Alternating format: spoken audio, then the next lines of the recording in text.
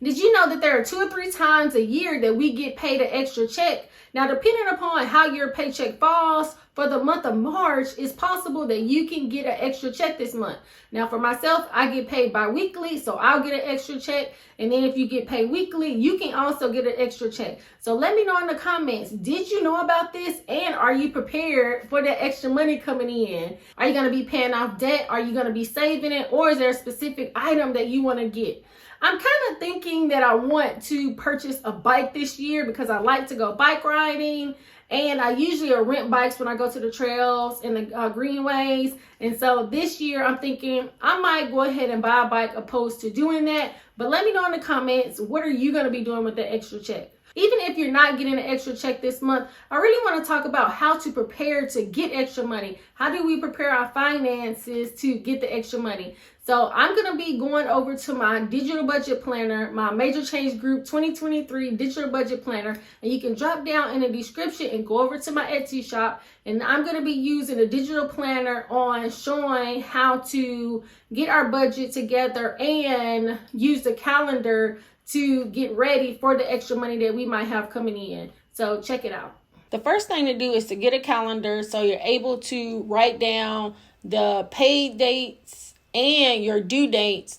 But first, we're going to write down what days we're going to get paid. So I'm going to get paid on the 3rd, the 17th, and the 31st. And so next, we want to come over here to the budget, and we want to write down all of the things regarding our budget. So first, we're going to do, this is going to be the March budget. And as you see for income, you have where you're going to put how much you're bringing in. So for this month, all I'm going to do is put in the monthly income from my salary or my payroll, your 9 to 5, however you want to say it. And you have a couple of different lines. So let's say if you have some side hustle money coming in, you would want to put all that in here. But for right now, I'm just going to be putting in my payroll, and then I'm going to be putting in the different amounts. And so after I put in all of that, then that's when we're going to want to put in all of our expenses, how much, it's going to be for our mortgage or rents, all of that. So we're going to put all that info in there. I would also say one thing that I always do, now y'all know I love using my credit cards for all of the expenses that I can put on my credit cards. So even some of my bills, I'm going to put on my credit card. And then my going to the grocery store, well, y'all know I ain't really going to the grocery store that much, but going out to eat to restaurants, gas, I'm going to put all of my, as many expenses as I can on my credit card. So that's going to help as well to where you're not having to pay out money out of your bank account, but you're putting it on your credit card. And then at the end of the month, you can pay the credit card off, because that's what it's about, using the credit card to get the points and paying the credit card off. So that's another way to help you to be able to kind of stay on track, especially if this is the first time that you're doing something like this. And it's not necessarily that you're going to be able to always save one whole check. So let's say save the whole March 17th check. It might be that you'll have to save a little bit out of each check that's going to equal out to one whole check. And then as you do this, the more you do it, then you'll be able to save a whole check.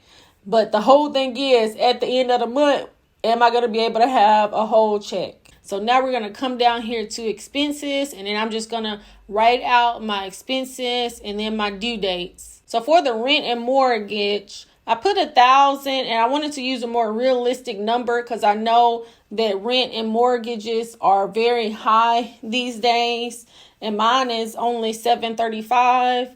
And so I just wanted to put this on here so that you can see, even if you have high mortgage or even if you have more bills, it's still possible to be able to save an extra check. So now we're going to come back over here to the calendar, because we need to see and put in the due dates for our different bills so that we can see which check do we need to pay those on.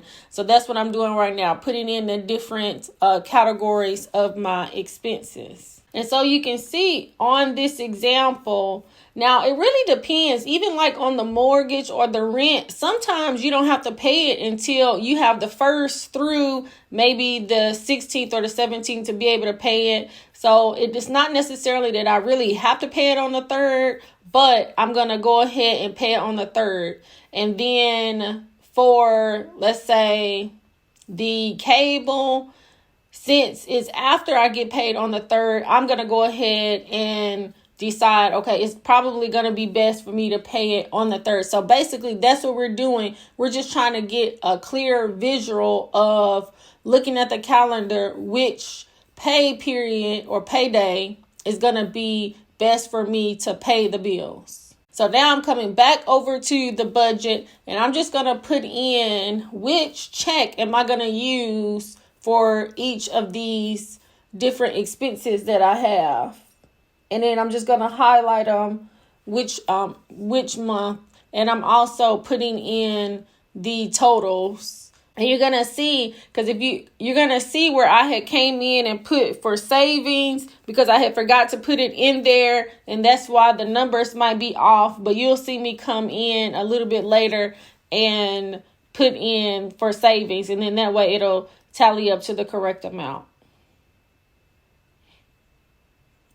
And so basically in the notes, I'm just putting that I want to save $1,781, pretty much a full check for the month. And we'll be able to see, am I going to be able to do it? So next you'll see where I tallied up each week to see if I had enough, if I tallied it correctly for that week and that I didn't go over budget for that check. Because overall, what will have to happen is you might not be able to save one full check. Sometimes you might have to save money out of each check to be able to save a full check. So, in the beginning, that's how I did it. And then as I've been doing this a few years, I'm able to kind of save one full check, because also when you look at the calendar, you have to look at the next month so that you can see when are the bills due on the next month, since we'll get that paycheck for the 31st. So technically that check is for April, but depending on how your bills go, you will still be able to pay it on the next check. And since I have allocated savings, and then I do have savings, I'm able to have money to pay some of the bills as well. So you'll just have to play with it a little. And even if you're not able to save a full check the first time, as you continue to do your budget and do this, you'll get better and better at it each time. So overall, I think the main thing is that, one, we want to know where we're starting. And then 2, know when our bills are going to be due and, get those paid on the correct pay. And also using your credit cards, because see, that's what I do. And so what I'll do, I'll also use my credit cards for as many of my expenses that I can, eating out, even for some of my bills, like my water bill and my NES bill. Whatever I can pay my credit card with, I will pay it with. And then that way you can use that money at the end of the month to pay it off. And so that's going to help you to be able to save a lump sum as well. So you'll just have to check it out for yourself, but let me know how it works for you. Check out this video where I was talking about how to increase your credit score fast using the credit card utilization hack. It's not a game.